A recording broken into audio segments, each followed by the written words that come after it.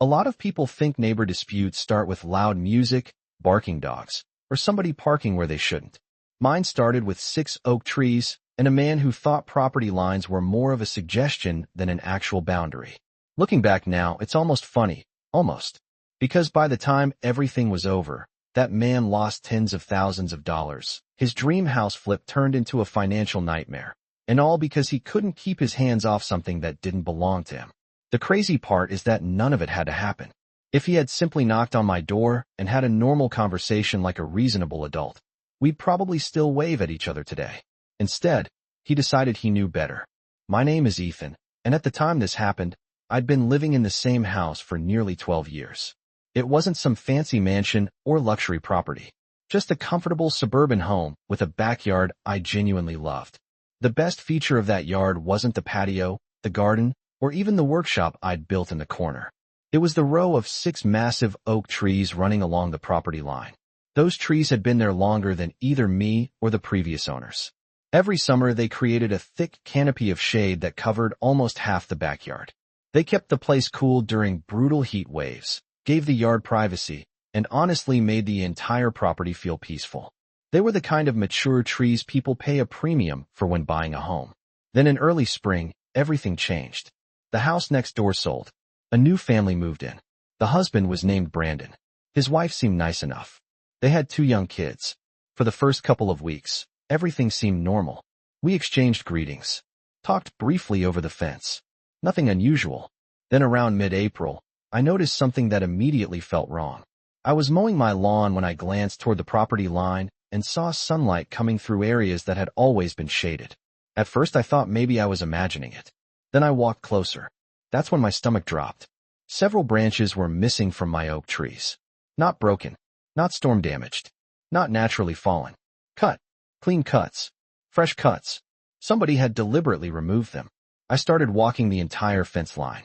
The more I looked, the worse it got. There weren't just 1 or 2 missing branches. There were dozens. Some of them were thick enough that nobody could have removed them without using a chainsaw. And what really made my blood pressure rise was the location of the cuts. Some branches had been removed from Brandon's side of the property line, but several had clearly been cut from my side. My property. My trees. My responsibility. I stood there staring at those exposed cuts, feeling that strange combination of anger and disbelief that only comes when somebody violates a boundary and acts like it means nothing. Still, I wanted to be reasonable. I didn't storm over there yelling. I didn't threaten anybody. I simply walked next door and knocked. Brandon answered. I asked him directly, "Hey, did you cut branches off my oak trees?" He didn't hesitate, didn't deny it, didn't even look embarrassed. "Yeah," he said. "They were blocking sunlight in our yard." Just like that. Like he was telling me he borrowed a garden hose. I explained that those were my trees, and he couldn't just cut parts of them without permission. He immediately crossed his arms and said, "Anything hanging over my property is fair game." Now, technically, there was a tiny piece of truth buried inside what he was saying. Homeowners can often trim branches that extend onto their side of a property line, but that's where the truth ended. I told him several branches had been cut well inside my property. He shrugged, actually shrugged. Then he said something I'll never forget. "It's the same tree.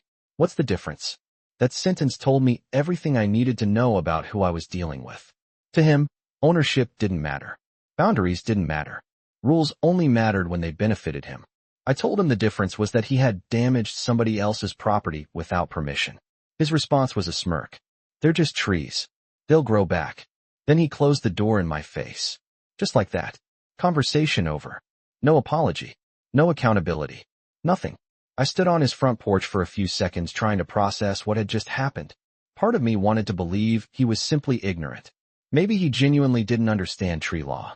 Maybe he thought he was right. But another part of me recognized something deeper. There are people who make mistakes, and then there are people who assume everyone else has to live with the consequences of their mistakes. Brandon felt like the second type. The next morning I called a certified arborist.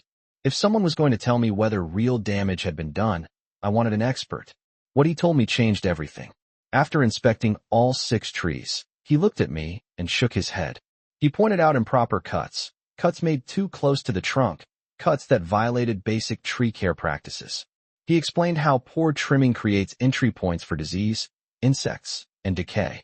One tree in particular had several major limbs removed in a way that could permanently affect its health. Then he gave me an estimate. If treatment became necessary, and especially if any of the trees declined or died, the damages could easily reach several $1,000s. Suddenly, this wasn't about a rude neighbor anymore. This was property damage. Real property damage. So I did what any reasonable homeowner should do. I documented everything. Photos, measurements, written reports. Then I drafted a professional letter. No threats, no insults, just facts. I included the arborist's findings, explained the damage, requested reimbursement for potential treatment costs, and politely asked him to stop touching my trees in the future. I honestly thought that would be the end of it. A rational person sees documentation from a professional, realizes they've made a mistake, and backs off. But Brandon wasn't interested in backing off. In fact, he was just getting started. Now before I tell you what happened next, let me pause for a second because this is where a lot of homeowners accidentally make things worse. According to standard procedure, when somebody damages a tree near a property line, your first instinct might be to retaliate. Maybe cut something of theirs. Maybe start a screaming match across the fence. That's exactly what you should not do. From a legal perspective, trees are often considered part of the property's measurable value, especially mature trees. In some areas, damaging a protected tree can trigger fines that are far more expensive than people realize. What fascinated me most, though, was Brandon's mindset. This is a psychological trap many people fall into when they buy a new home. They start viewing everything around them through the lens of convenience. If a tree blocks sunlight, the tree becomes the problem. If a neighbor objects, the neighbor becomes the problem. They never stop to ask whether their own actions created the conflict. The lesson here is that entitlement tends to escalate when it goes unchallenged. The first time someone gets away with crossing a boundary, they often convince themselves they were right all along. And unfortunately for Brandon, he was about to learn that property law doesn't care about personal opinions. 2 weeks passed after I mailed that letter. No response. No phone call. No email. No note on my door. Nothing. Honestly, the silence didn't surprise me. Brandon had already shown me exactly how he handled conflict. If acknowledging a problem required admitting fault, he'd simply pretend the problem didn't exist. So I focused on my own life and hoped he'd gotten the message. Then one Saturday morning around 7:30, I woke up to a sound every homeowner recognizes instantly. A chainsaw. At first I thought maybe somebody in the neighborhood was doing yard work. Then I realized the noise was coming from directly outside my bedroom window. I jumped out of bed, looked through the blinds, and immediately felt my stomach twist. Brandon was standing near the property line with a chainsaw in his hands. Wood chips were flying. One of my oak trees had already been cut. I threw on a shirt and rushed outside. By the time I reached the fence, the damage was done. He hadn't just trimmed branches this time. He had topped the tree. If you're not familiar with topping, imagine taking a beautiful mature tree and essentially chopping off the top section of its crown. It destroys the natural structure, weakens the tree, and often creates long-term health problems. The tree looked mutilated. Years of growth gone in a single morning. "What the hell are you doing?" I yelled. Brandon shut off the chainsaw and looked at me with that same irritating confidence I'd seen before. "Improving my view," he said. Improving his view. Like he was talking about rearranging furniture. I reminded him that I'd already sent a professional report documenting the damage. I reminded him that the trees were on my property. I reminded him that touching them again was a terrible idea. He laughed.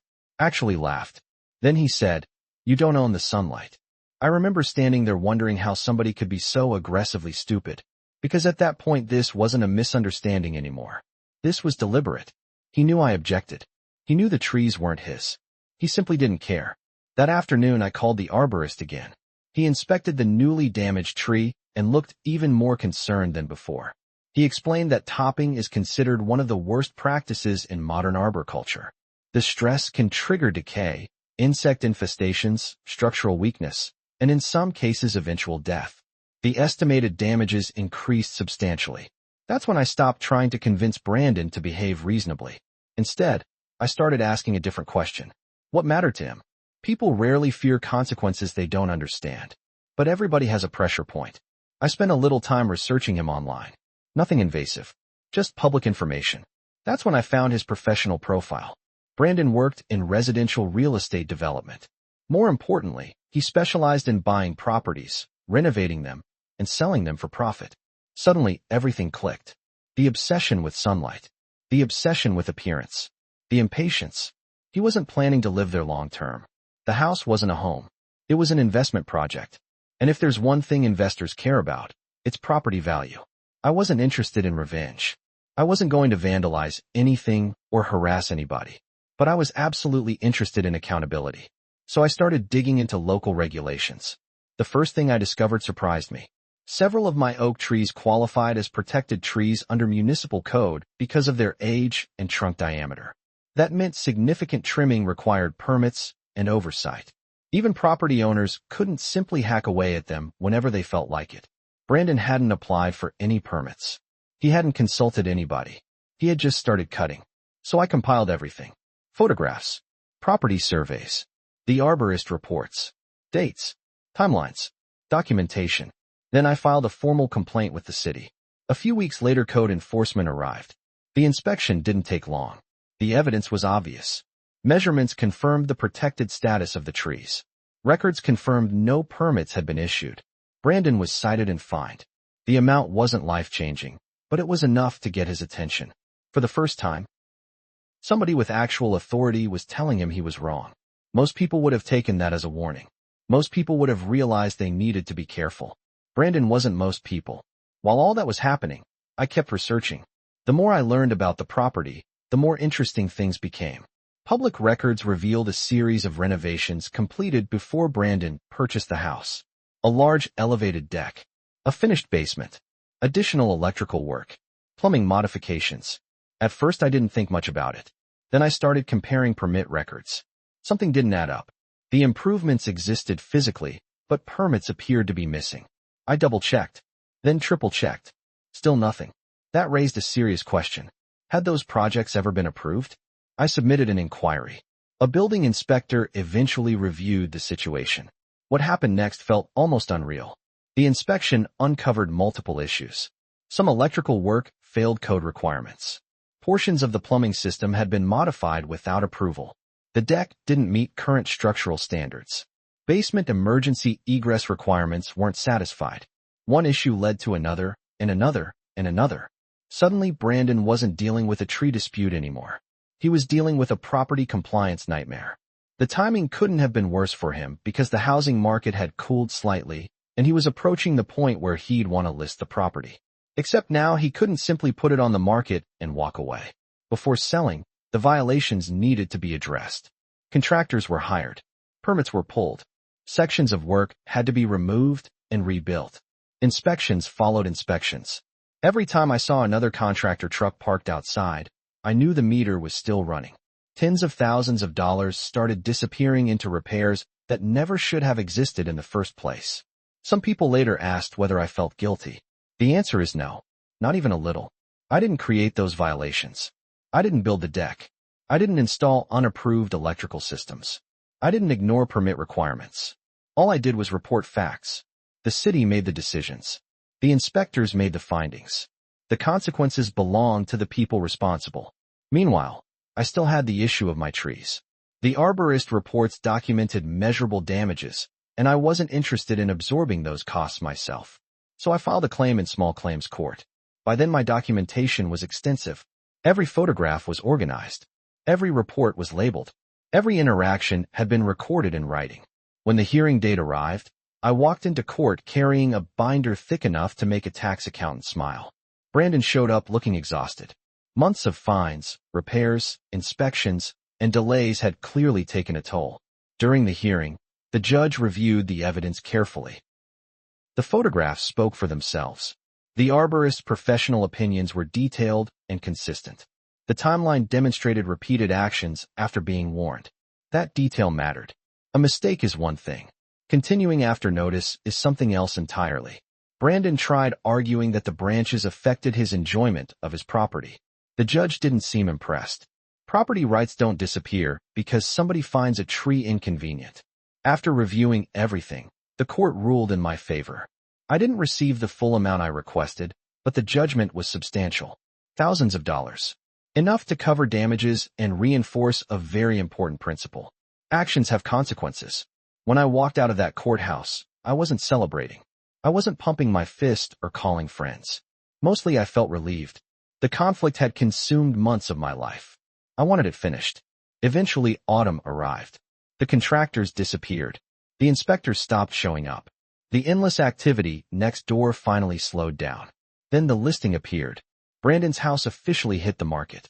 I remember seeing the sign in the yard and wondering whether the entire project had been worth it.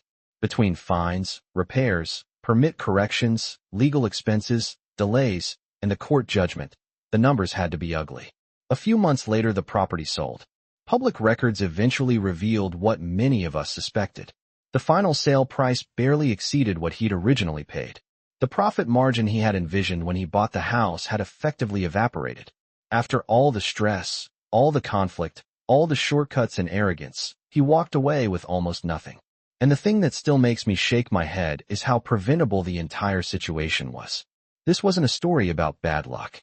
It wasn't a story about an unfair system. It was the story of a man who believed rules existed for other people, until those same rules showed up at his front door one inspection at a time. When people hear this story, they usually focus on the ending. They focus on the fines, the inspections, the lawsuit, the repairs, and the money Brandon ultimately lost. That's understandable because those are the dramatic parts. Those are the moments that feel satisfying when you're listening from the outside. But honestly, that's not the part one think about most when I look back on everything. What stays with me is how unnecessary the entire conflict was. 6 mature oak trees had stood peacefully along that property line for decades. They survived storms, droughts, previous owners, and changing neighborhoods. The only thing they couldn't survive was a person who believed his preferences mattered more than everyone else's rights. That's something I see more and more these days. People convince themselves that being inconvenienced automatically makes them the victim. They don't ask permission. They don't start conversations. They don't look for compromise. They simply decide what outcome they want, and then act as if everyone else is required to accept it. This is a psychological trap that shows up in neighborhoods, workplaces, families, and even friendships. Once someone starts believing that their frustration justifies their behavior, they stop seeing boundaries clearly. They stop asking, "Am I allowed to do this?" and start asking, "Can I get away with this?" That's a dangerous shift because it usually leads to bigger and bigger mistakes. According to standard procedure, most property disputes can be resolved long before lawyers, inspectors, or judges become involved. A simple conversation often prevents thousands of dollars in damage. The irony is that Brandon could have knocked on my door the day he moved in and said, "Hey, these branches are blocking a lot of sunlight. Do you think we can figure something out?" If he had done that, I probably would have hired a professional to selectively trim portions of the canopy myself. We might have split costs. We might have found a solution that benefited both properties. Instead, he chose entitlement over communication. From a legal perspective, one of the biggest mistakes homeowners make is assuming ownership rights are flexible when they become inconvenient. They aren't. Property lines exist for a reason. Permits exist for a reason. Environmental protections exist for a reason. You don't have to agree with every regulation, but ignoring them rarely ends well. The system may move slowly, but when enough documentation starts piling up, consequences tend to arrive eventually. The lesson here is that accountability often looks boring at first. It's paperwork, photos, reports, emails, official complaints. People expect justice to arrive dramatically, like a scene from a movie. In reality, it usually arrives through patience and documentation. One form, one inspection, one ruling at a time. That's exactly what happened here. I didn't damage his property. I didn't scream across the fence. I didn't try to get revenge. I simply followed the process and allowed the process to do what it was designed to do. Looking back, I actually feel a little sorry for Brandon.